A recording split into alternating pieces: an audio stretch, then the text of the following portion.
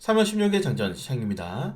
뉴욕 3대 지수는 높은 변동성을 보였지만 장마판이 갈수록 상승 전환을 하면서 나스닥은 양봉으로 마감을 했습니다. 네, 유럽 증시는 좀 많이 떨어졌는데 이게 장마판에 크레딧 스위스의 이 정부 지원 이슈가 나오면서 끌어올렸어요. 막판이 갈수록 좀 하락폭을 만회하면서 마감했고 시간을 현재 8% 이상 상승이 나오고 있습니다. 자, 이걸로 우리가 뭘 볼 수 있냐면은 최근에 SBB 파이낸셜 그룹 파산 이슈랑 크레딧 스위스 이슈가 터졌을 때 정부에서 당일날 바로 우리가 지원하겠다. 재정 지원을 이야기를 하고 있습니다. 지금 이런 글로벌 경기 둔화가 우려되는 상황에서 금융권 이슈들, 뱅크런 이슈까지 터지게 되면은 잡을 수가 없거든요. 그래서 빠르게 정부가 현재 이런 금융권 리스크라든가 경기 둔화를 해소하기 위해서 노력하고 있다. 이런 것들이 굉장히 시장에서는 긍정적으로 받아들여졌다라고 보시면 될 것 같고, 자, 패드워치의 이 금리 예상 전망인데 2023년도 12월 13일 날 지금 보시는 것처럼 3.75%에서 4%가 높은 확률로 전망이 되고 있습니다. 네. 지금 금리 인하 가능성이 제시되고 있는 겁니다. 올해 안에 꾸준하게. 자, 그렇기 때문에 장마판이 갈수록 시장이 이렇게 반등이 나오면서 마감을 한 거고, 물론 이 금융권 이슈들이 빠르게 해소되진 않겠죠. 다만 여러분들이 걱정하는 것처럼 리먼 사태까지 가기에는 글쎄요. 자, 리먼 사태 같은 경우에는 선물, 옵션, 파생 상품 이런 것들이 정말 얽히고 설켜서 한 번도 보지 못한 그런 흔히 말하는 핵폭탄이 터진 거고, 그 이후에 금융권들이 제도를 만들었고 어느 정도의 이런 가이드라인을 만들어놨기 때문에 그 정도의 리스크가 발생하지는 않을 겁니다. 사실 리먼 사태도 해소됐나? 아닙니다. 그냥 덮었어요. 정부가 재원지원을 하면서 그냥 덮고 이제 이런 사태 우리 하지 말자 하면서 그냥 상품들의 판매를 막았을 뿐이지, 솔직히 말씀드려서 어느 정도의 규모의 그런 리스크가 발생했는지 아직도 알 수가 없습니다. 그냥 정부가 덮어버렸습니다. 아무리 이거를 까도 해소가 안 되니까. 근데 지금 나올 수 있는 유동성 이슈들은 해소가 가능한 정도의 수준이다. 네, 그렇기 때문에 크레딧 스위스 같은 경우도 사실은 이슈가 뭐 크게 나왔지만 이게 한두 번 이슈가 나온 게 아니거든요. 뉴스 보시면 지난해 손실 났고 이게 뭐 작년, 재작년에 꾸준하게 이슈가 발생을 했었어요. 그러니까 이게 지금 우리가 당장에 갑자기 터진 게 아니란 거죠.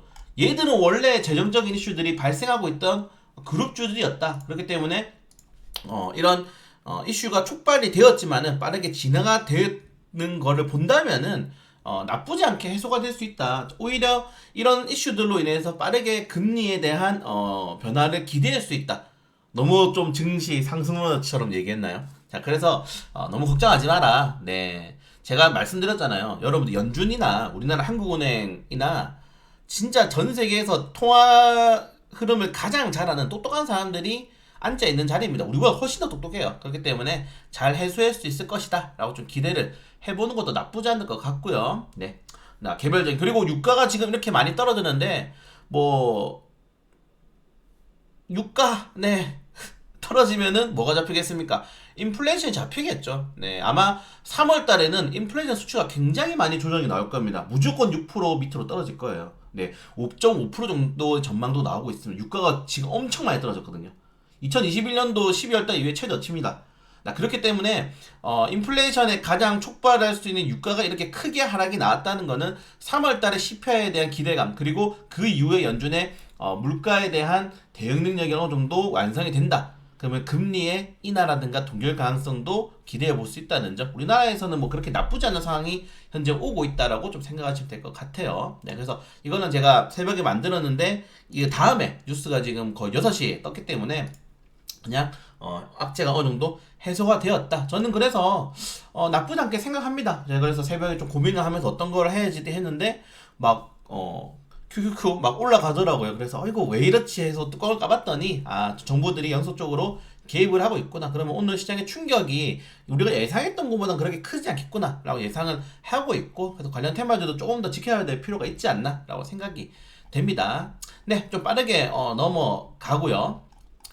오늘 테슬라 또 사고 쳤어요. 네, 테슬라가 또 사고를 지금 치면서 지금 보시는 것처럼 좀 하락이 나왔다.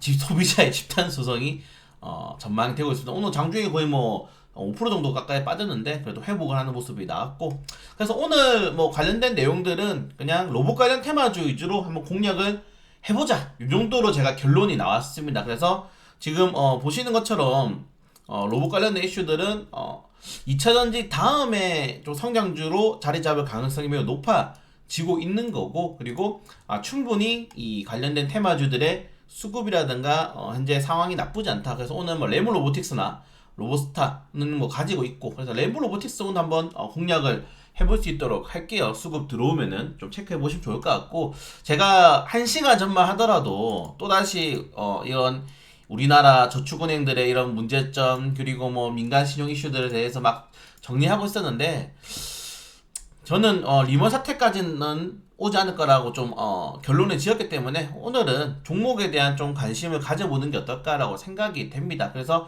만약에 어제처럼 제가 뭐 이거 시장 하락 배팅 하면서 뭐 1컴택으로 뭐 나간다던가 이런 정도는 아니고, 아마 오늘 시장이 단기적으로 어느 정도의 충격이 나올 수 있는지, 아니면 오늘까지 만약에 양봉 전환해서 시장의 반등이 나와준다면 좀 공격적인 매매를 해보는 것도 나쁘지 않다라고 생각되거든요. 그래서 오늘은 장 초반에 딱 정말 중요해요. 장 초반에 현물 선물 외국인 투자들이 빠지면은 그냥 쉬면서, 오늘은 쉬는 것도 나쁘지 않아요. 어제 같은 경우는 엘컴텍을 공략했지만은 쉬면서 그냥 레인보우 로보틱스 소소하게 단타 칠 거고, 자, 그게 아니라 오늘 반등이 추가적으로 만약에 나와준다, 오늘의 이런 악재까지 소화하면서 시장이 반등이 나와준다면은 좀 공격적으로 매매를 해보는 것도 나쁘지 않기 때문에 장 초반에 한 5분 정도 지켜보고 그 이후에 공략을 할 가능성이 높습니다. 네. 그래서 오늘은 고민을 좀 많이 했는데 고민하지 않기로 했어요. 네, 제가 고민한다고 바뀌는 건 아니고, 결국 투자자들의 투자 심리는 여전히 시장에 대한 기대감을 조금 더 가져갈 수 있는, 그냥 비중으로 치면은 한 7대3, 6대3 정도로 시장 친화적인 투자들이 조금 더 많다라고 생각을 했기 때문에 제가 그런 것들을 좀 보고 오늘 긍정적으로 한번 시장을 지켜볼 수 있도록 하겠습니다. 네. 제가 사실은 영상을 한 두세 번 정도 찍어요. 원래는 정말 부정적인 의견을 많이 찍었다가, 생각해보니까 그런 부정적인 의견을 굳이 이런 지금 시장 같은 상황에 저까지 동참할 필요가 있나? 라고 생각해서 좀 긍정적으로 좀, 시장을 좀 짧게, 영상을 좀 짧게 찍는 거니까, 장 초반에 좀 많이 여러분들이 집중 좀 해줬으면 좋을 것 같습니다. 네, 장 초반에 다시 브리핑을 찾아뵐 수 있도록 할게요.